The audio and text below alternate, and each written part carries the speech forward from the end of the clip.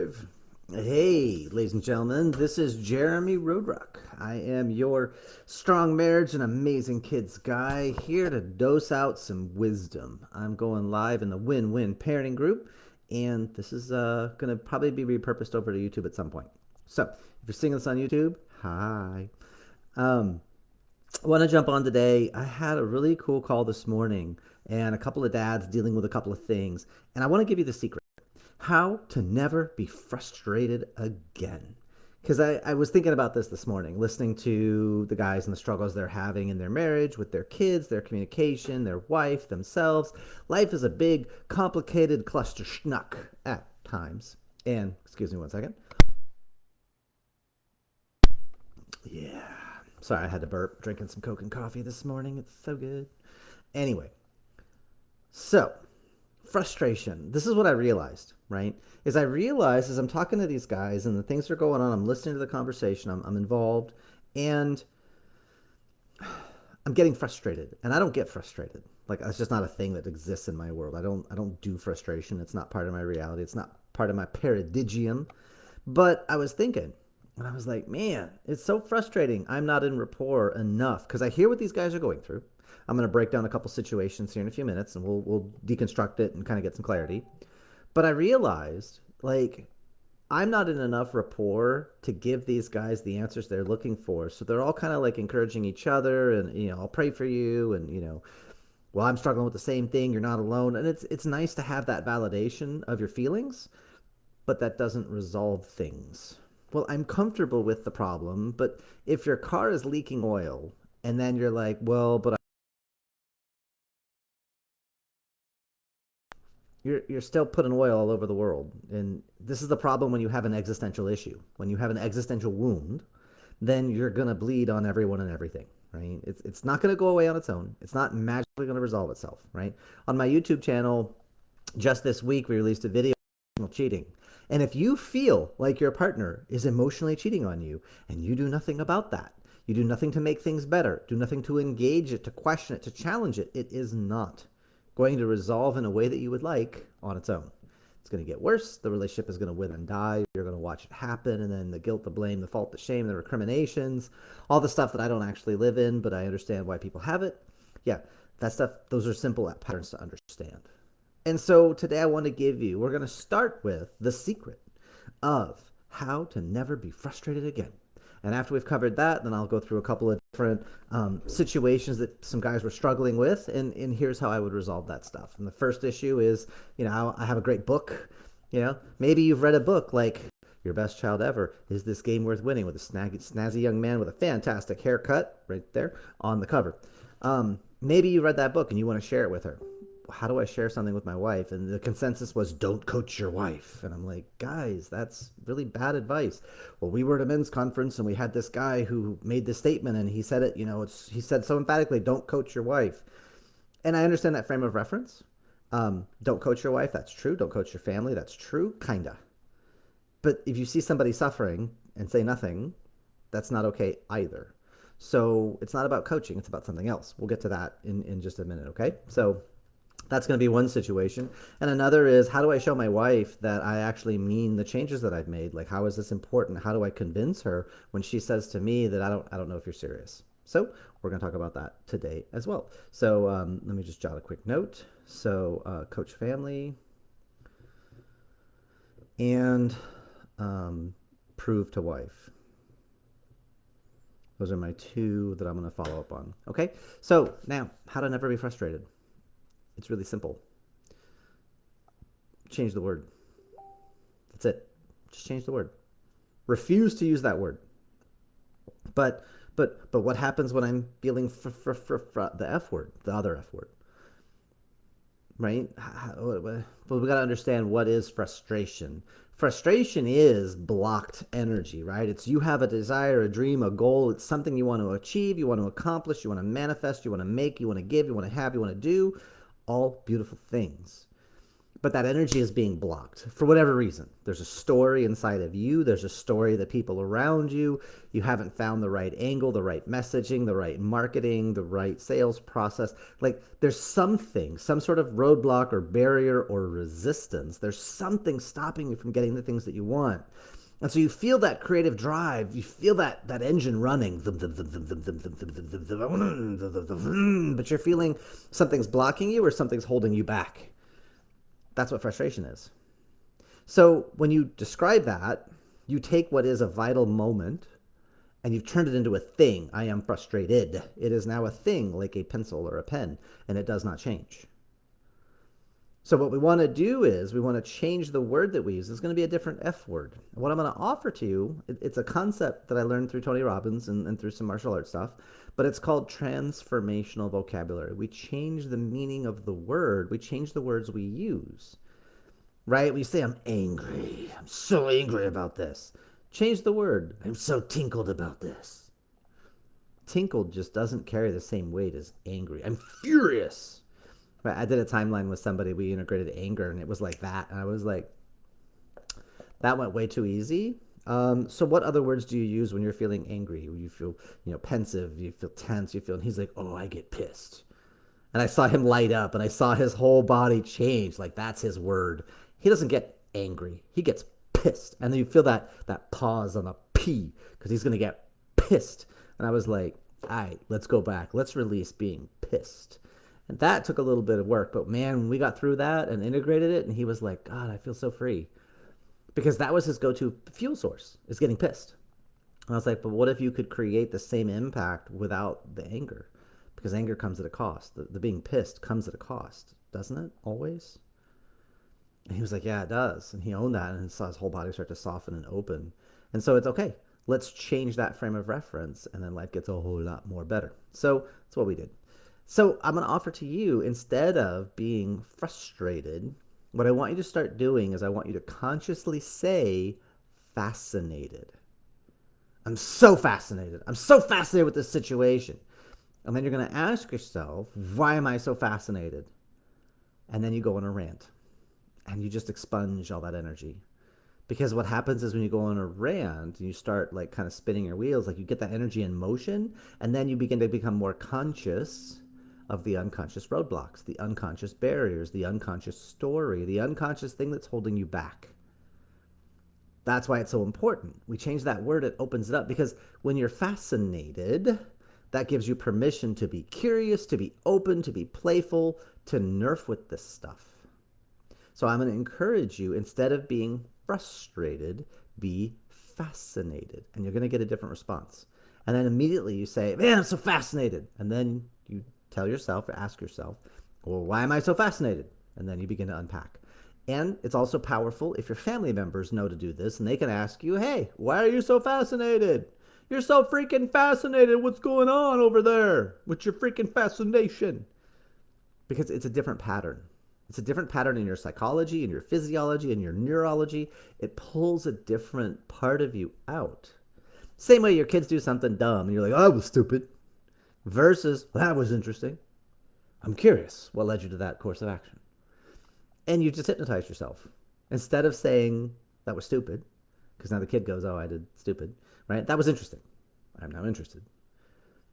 And then I'm curious. And when you say, I'm curious, you change your pattern. This is the joys of hanging out with a hypnotherapist sometimes, is you begin to change your patterns. You begin to change your language. One word, you can hypnotize yourself into a whole new reality, a whole new set of potentials. Right? It's not that people have problems. The real challenge, the real situation, the real issue is people get into unresourceful states, unresourceful frames of reference or frames of focus. And when you feel unresourceful, you act unresourceful. But if you can change your questions, you change what's possible. What's wrong with me will produce an answer. What can I learn from this? How can I grow through this? Those will produce different answers. More fun. See how this works? I knew you could. You're so smart. Stay thirsty, my friends. So that's it. If you never want to be you never want to be frustrated again, just take the word out of your vernacular. Take it out of your lexicon. Delete it out of your dictionary, and do not use that word ever again. Instead, replace it every time. Replace it consciously, deliberately, choicely. It'll feel wonky. It'll feel weird, and that's fine until it doesn't. Because one day it's just going to click and you're going to be under stress and you're going to be like, I'm so fascinated. You'll be like, what did I just say? Like, then you'll know you've got the pattern installed. It's now unconscious. It's in you. We've changed your language forever. That's the idea. We just want to remap you. You're being hypnotized by the world anyway. Marketing, sales, everybody's trying to manipulate. You might as well manipulate yourself. Only we don't call it manipulate. Right? Manipulate's an I win, don't care about you. Motivate is we win. And how do we create the we? How do we create, we both get to feel warm, big, and happy. That's a better game. Okay?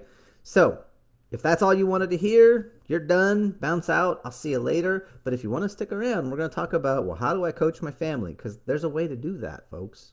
There's a way to coach your family. There's a way to introduce things to your wife or your husband and make it feel like they are the ones driving this. Now, is this manipulation or is this motivation? Is this an I win or is this a we win? If you have a family member, somebody you love dearly who's struggling and you've just read a resource that could totally transform their lives, again, like an amazing book about how to raise kids that comes with a money-back guarantee right there on the back. Only one in the world, by the way, with a money-back guarantee. This was a crazy book. This guy, it was interesting. I don't know that I agree with everything, but I'd love for you to take a look and tell me what he got wrong. And that right there is how you do it. Because I just threw down a challenge. And I told them, I don't know that I agree with it. It's interesting. He's weird. It's crazy. And I'd love to hear you tell me what he got wrong. Well, challenge accepted, monkey farts. Let's go crush this. So that's really the angle. Is because so many people connect through negativity. So we make it like this is a negative thing for them to go improve. Yeah, I know you've got some stuff figured out, and I'm sure this book would just this guy's a fool. But a little bit of it made sense. Could you take a look at it? I'd love to get your thoughts on that. I'd love to know what you feel about that. With feminine, feel. With masculine, think. Not men, not women. Divorce that, by the way. Separate that. But it's that idea that, okay, cool. So how do I coach my family? You coach them by not coaching them. You ask questions. And you can coach your family. You ask, hey, I see you're struggling. Could I give you some input? Could I offer a suggestion? Could I give you a frame of reference? Could I give you something to argue with? Could I give you something to think about? Say, I'm doing what's called opening the frame. I get permission to coach. Always get permission. Always. Consent is a beautiful thing. In all things, get consent. Don't do stuff to people unless you have their consent. So we start with consent. And then you can offer a perspective. And that's all you're doing. I'm offering this to you. You're free to take what you like and you're free to reject it. It doesn't affect me. It doesn't reflect our relationship. I'm not going to take this personal. This isn't about me. I notice you're struggling with something, right? I'm in a bunch of dad groups. I was abused at 5 and 6. That took me sideways, way young. I started my midlife crisis and why are we here and what's our fate and what's the purpose and why are we doing all the things that we do. I had to begin to reinvent society on my own, reinvent my understanding of life itself at 5 and 6 years old. I was not equipped for such things. But it made me aware of a bunch of stuff way before I was ready to do it. And because I asked those questions, I've been digging into personal development for over 37 years.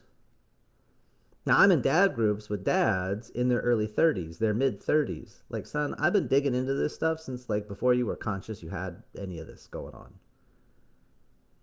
And they're reading the books and they're doing the courses and it's great. And you can DIY your mental health. I've done that. You can also go get trainings and certifications. Did that. Go work with experts and masters. Did that. With the right person, you can take decades of work and squish it down into one conversation. That's what I do. That's why when people want to work with me, I'm like, here's a couple different references, a couple different resources. Go check these out first. Because I don't want to work with somebody who's brand spanking new in trying to figure out what's going on in their mental and emotional world, because it's a waste of my time. When they're just getting started, they don't have any of the bigger blocks in place. They don't have 5 love languages. What's that? Well, the 4 horsemen. What's that? Okay, you got to go read the 5 love languages. You got to read stuff from the Gottman Institute. You got to get educated. How to organize this stuff. It's I'm going to train you to be a chef, and I say, hand me the knife. And you're like, what's a knife? Well, it's next to the fork. What's a fork? We got to get you the basic vocabulary, the basic tools.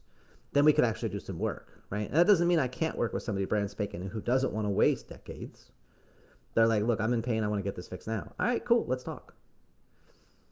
What have you done? What are your roadblocks? Like, I have a process I use, and I work people through step by step to make sure I'm the right solution to make sure they get their result. Because I guarantee the mental emotional work that I do, but only because I vet the people I work with. Recently, I had an opportunity to talk to a guy, communicate with a guy who hears voices and thinks his kids have been killed and replaced. I'm not going to work with him. He's outside my skill set. It's dangerous to me. It's dangerous to him. It's dangerous to his kids. He needs professional, and then we communicated this. He needs professional help. He needs like somebody who can see him on a daily, weekly basis, and he's going to need medication because of he's hearing voices. That's outside my skill set. I'm not a pharmacist. I'm not a drug person. I'm not a psychiatrist. I can't prescribe, and I wouldn't dare. That's not in my wheelhouse. I'll own that. Okay? So coach your family. Get permission. Hey, I see you struggling. What have you done? Cool, those are some great resources. Could I offer you a perspective? Could I offer you a point of view? You're free to take it and free to reject it. I won't take it personal. So what I'm doing is I'm framing for them the context. I'm getting permission, opens the conversation, and then, hey, I'd like to offer this. Offer. You're free to choose. You're free to reject. It does not affect us. I'm now putting that, encapsulating that. That is now a thing that's going to happen over here so that you and I are still solid. This is just a perspective. That's all it is. I've been around, done some dumb stuff. I'm still alive. Love to save you some time not doing some dumb stuff. That's it. When I met Jamie, my stepson, he was 3 years old. And I said, look, I don't care what you call me. That's not important. What is important is if I share something with you, just consider my point of view. Consider what I'm offering and why. That's it. That's all I ask. He's 12 this year. Awesome little dude. getting to be a bigger dude. But to this day, he still considers my perspective. He doesn't always like it, but he considers it. And he's free to reject it. He's free to argue back. He's free to go sideways. Bring it. I'm confident in what I think and feel and why I make the observations that I do and why I do the things I do. I don't say I'm right. That leaves me open to change and growth. There's times I'll say, I'm wrong. You're right. But I won't say I'm right, and I won't say he's wrong. When he has a perspective that I see as challenging, I'll be like, dude, whoa, that's difficult for me to understand. How did you arrive at that? How did you get to that result, that conclusion, that understanding? And maybe he wants to tell me, and maybe he doesn't. And if he doesn't, cool. Then I know I need to build more rapport with him and not take it personal, because it ain't personal. It's just he doesn't trust me enough or he doesn't feel comfortable enough with me. That's fine. You're allowed to feel that. That's a big thing in our family. You're allowed to feel what you feel. Doesn't mean I agree with the feeling, but you're allowed to feel it. Let's get that clear. My kids are allowed to yell and scream at me. Doesn't mean I like it. But, hey, I see you're upset. Take a deep breath. We don't yell like that. Take a deep breath. It's okay. You can be upset, but take a deep breath. I'll take a deep breath with you, kid. It's okay. Because I want to yell and scream at you too. But I'm not going to. Maybe I will. Sometimes I do. Full close, honesty. I'm still a human being. Stay thirsty. Okay, and then number next. You've done something. Something egregious. Something troubling. Something damaging. And your partner, they didn't leave, but they ain't excited. And so how do you prove your significant other? How do you prove you've changed? Well, number one thing is act like you've changed. Don't just tell them, look, I've changed. Like, actually do the thing. Like, I don't know, there was this one time I heard this guy and he was talking about how you could never be frustrated again by changing frustration to fascination. And then you got to like actually do that stuff. Not just, oh, I get the idea. Now you got to be in situations where you could choose to be frustrated. And instead you say you're fascinated and then you see what happens. And it's those kind of things you got to look for, pay attention to, keep your heart open about. You are going to get tested. Feminine always tests masculine. Please note, by the way, I did not say men test women or girls test boys. I said feminine always tests the masculine. Either partner could be in their masculine. Either partner could be in their feminine. Okay? It's not like it has to be pokey in part, pokey out part. Pokey in part, pokey out part means this. They connect, but they don't know. They correlate, but they don't always causate, and that's okay. So how do you prove to your wife? Number one, freaking do the stuff rather than talk about it. Number two, you've got to change references. for your partner, because when your partner is in scarcity, it is easy to go back to the bad stuff that happened as a place to get certainty and say, well, when the chips were down, this is who you were. And you have to acknowledge that, and you have to agree with that, and you have to honor that, and you have to validate that. You're right. I did. I allowed myself to get into this place. I had a problem with alcohol once upon a time. I fell into a bottle a night, 4 to 5 nights a week, like a bottle of wine, 4 to 5 nights a week for about a year and a half, 18 months. But that came from somewhere. I can drink wine, I can drink beer, and I don't have a problem with alcohol. I'm not an alcoholic.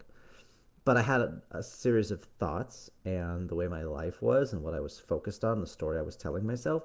There were threads that came together that wove a tapestry that was my life. I'm not doing those things.